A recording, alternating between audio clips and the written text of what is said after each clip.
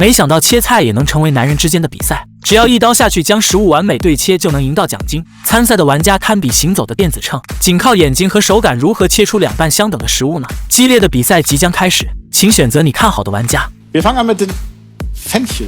长得像大蒜的茴香根部比较匀称，只要从中间切开两半的误差应该不大。两位玩家每赢一局就会加上1分，率先拿到5分的人就能赢得比赛。老红淡定地完成了切割，老蓝也紧随其后。接下来要开始称重了，老红的误差达到了18克，老蓝的误差只有15克。第一局老蓝赢了，我果然没有看错你。So, jetzt kommt die Pastinake。这根萝卜看着就很难切，两端粗细不一，要如何下刀呢？他们都选择用竖切的方式分开两半，只是萝卜的根茎异常坚硬，每一次用力都担心会出现偏差。老蓝快一步完成了分割，平整的切面他好像很有自信，而老红却在结尾处往左偏离了一部分。这次谁的误差更小呢？老蓝的重量超过了14克，老红的误差只有12克，两人的成绩相当。这一局老红险胜拿到了1分。接下来要切的食物是茄子，光滑的外表看似很好分割，他们还是选择用竖切的方式将它分开两半。小蓝这次明显变得谨慎了，他小心切割，时刻观察两边的大小，偏出1毫米都可能影响两半的重量。老红迫不及待开始称重了，这次他的误差只有6克，老蓝的重量超过了30克，相差太多，老红又加上了1分。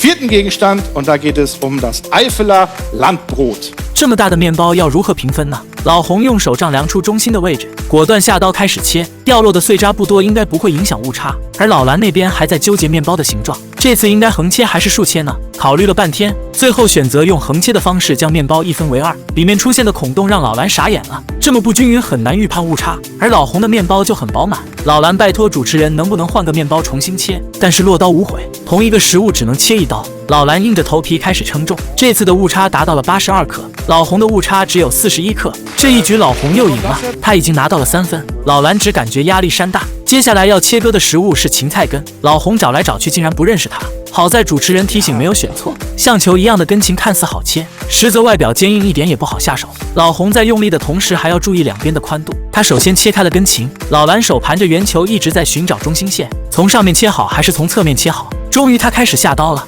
两人的切割方式几乎一样，这次谁能取胜呢？老红的误差达到了37克，老蓝的误差只有21克，他终于扳回了一局。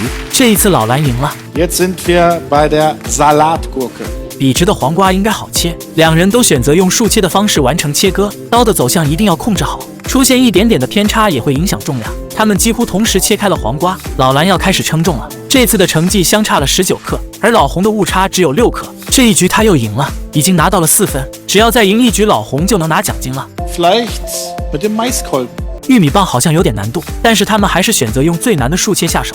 锋利的小刀很难一次切开，两人只能一点一点的往前切割。老红在用力按压的同时忽略了玉米的韧度，即将断裂的玉米这要怎么搞？他赶紧从侧面斜着切开弥补一下，只要还连着一丝就不算违规。老红紧紧按住断面不让主持人看见，然后凭着执着的方法完成了切割。老蓝一边切割的同时还能一边看笑话，一想到老红的玉米断了就很想笑。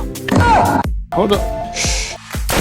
毫无征兆的断裂让老蓝招架不住，这还怎么比？老红那边以为稳赢了，他极力维护断裂的玉米，反复证明还连着一丝，主持人实在不忍揭穿他。